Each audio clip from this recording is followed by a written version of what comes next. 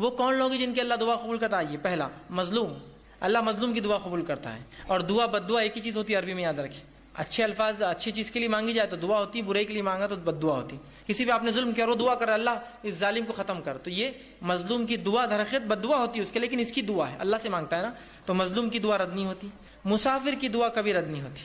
اور اسی طرح فرمایا باپ کی دعا بیٹے کے حق میں کبھی رد نہیں ہوتی. یہ بات یاد رکھی. عموماً مائیں دعا کرتی بچوں کے لیے، نہیں پہلے باپ کرے. باپ کی دعا اولاد کے حق میں کبھی رد نہیں کرتا اللہ.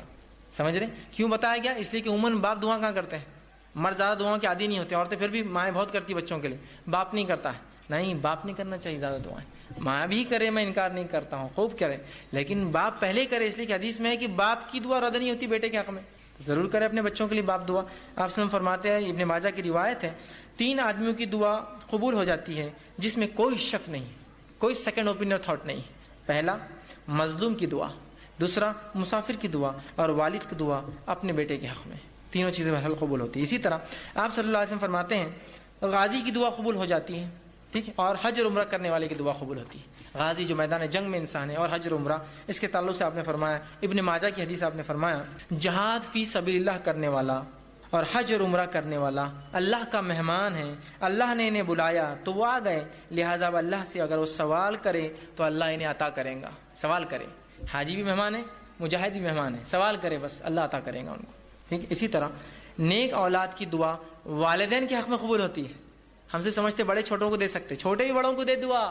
جہاں باپ کی بیٹے کے لیے ہوتی ہے، بیٹے کی باپ کے لیے بھی ہوتی ہے قبول. آپ صلی اللہ علیہ وسلم فرماتے ہیں، مسند احمد کی روایت آپ نے فرمایا کہ ایک آدمی نے اللہ رب العزت سے جب وہ جنت میں جائیں گا تو پوچھیں گا اللہ میرے نام اعمال میں کچھ نیکیاں ایسی ایسی اور ایسی لکھی تھی جو میں نے کی نہیں تھی، کبھی میں نے وہ کام کیے نہیں تھے. تو اللہ رب العزت کو بتائیں گا اور کہیں گا یہ وہ دعائیں ہیں جو تیرا لڑکا تیرے لیے دنیا میں کیا کرتا تھا، اس کے بدلے میں تجھے اجر دے رہا ہوں آج. تو باپ کی بیٹے کے لیے، بیٹے کی باپ کے لیے، دونوں کے ایک دوسرے کے لیے رد نہیں ہوتی. سمجھ رہے ہیں آپ بات کو؟ اسی طرح آپ صلی اللہ علیہ وسلم فرماتے ہیں اور کہتے ہیں خوشحالی میں جو اور فراوانی میں جو اللہ کو یاد رکھتا ہے، اللہ تعالیٰ تنگ دستی میں اس کی دعاؤں کو قبول کرتا ہے. بڑی اچھی حدیث سنیے، جامع ترمذی کی روایت آپ سے فرماتے ہیں اور کہتے ہیں جو شخص یہ پسند کرتا ہے کہ مصیبتوں اور تکلیف اور مشکل حالات میں اللہ اس کی دعا قبول کرے تو اسے چاہیے کہ خوشحالی کے وقت میں خوب اللہ سے دعا کرے. بلکہ ہم تو کبھی بھی بدحالی میں دعا کرتے اللہ سے، خوشحالی میں کہاں یاد آتی؟ خوشحالی میں تو بس معاملہ بالکل وہ ہو جاتا. نہیں، جو خوشحالی میں اللہ کو یاد رکھتا ہے تو اللہ تنگ دستی اور بدحالی میں جو ہے اس کو کیا کرتا ہے؟ یاد کرتا ہے. یاد رکھ، سمجھ آپ؟ تو اس کی بھی ہوتی ہے. اسی طرح